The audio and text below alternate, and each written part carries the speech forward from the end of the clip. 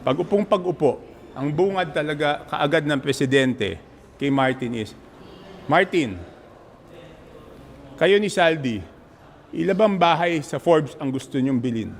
Ilan bang eroplano ang kailangan ninyo? Ilan bang Ferrari ang gusto nyo? Ganong karaming pera ba ang gusto nyo? Ganong karaming caviar ba ang kaya nyong kainin? Yun ang bungad.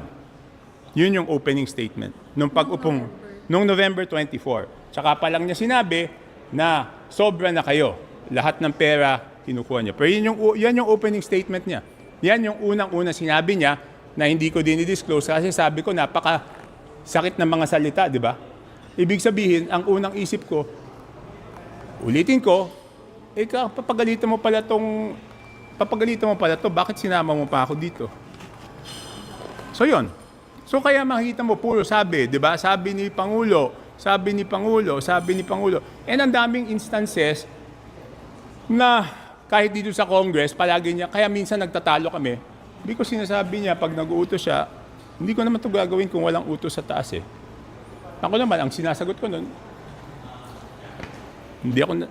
kaya hindi kami nagkakasundo sometimes in the past, di ba? Very vocal kasi ako dyan eh. So hindi pa rin credible yung mga sinasabi? Di ba puro sabi. Kaya nga hanggang kay, ang kausap niya si Martin eh, di ba? So kaya nga, Mr. President, hanggang kay Martin, wala nang duda eh, na talagang sila ni Saldi. Okay, next. At least tugma na nag-uusap sila ni Alcantara, di ba? Hindi na madedenay. Ang titingnan na lang doon, sino ba nag-offer? Ang sabi ni Saldi, si Alcantara daw nag-offer. Ang sabi naman ni Alcantara, si Saldi pumunta sa kanya. Pero assuming Alcantara offered 20% o 25% for a project. Alam mo naman mali yun, bakit mo naman gagawin?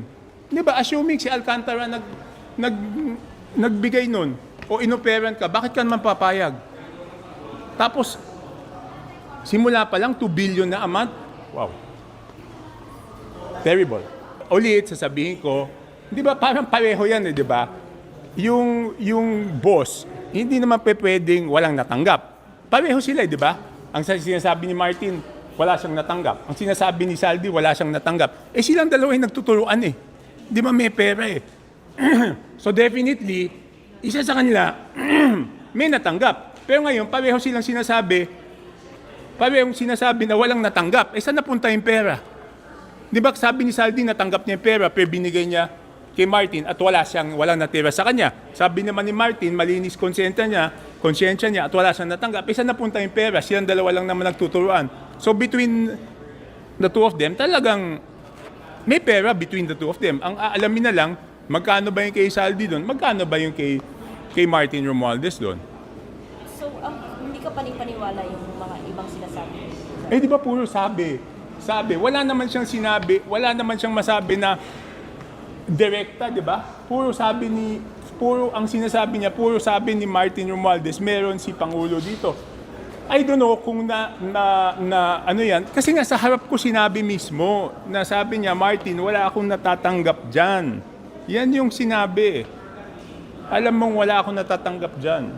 Yung isa pa lang na sinabi niya in front of me is, kayo ni Saldi, ang dami yung kinukuha, grabe yung corruption sa House, at alam mo, Martin, wala akong natatanggap dyan. Yung pala yung isa, nakalimutan ko. Buti tinanong mo yun. Sinabi niya pala yun sa harap ko. But again, for me, it's not only whether the president received anything or not, eh, di ba? I will have to say this, baka magalit siya sa akin, but the president has may constitutional sworn duty ang Pangulo na panagutin lahat ng involved, di ba? And I will say this again, in this situation, ang isip ng ordinaryong tao is, dahil pinsan niya si former Speaker Martin Romualdez, ang isip ng tao is pro-protection na niya. Kaya siya ay nalagay sa sitwasyon na kailangan niyang patunayan sa mga mamamayan na hindi niya pro-proteksyonan ang kanyang pinsan at no one is above the law. Yun ang sitwasyon ni Presidente BBM na yon.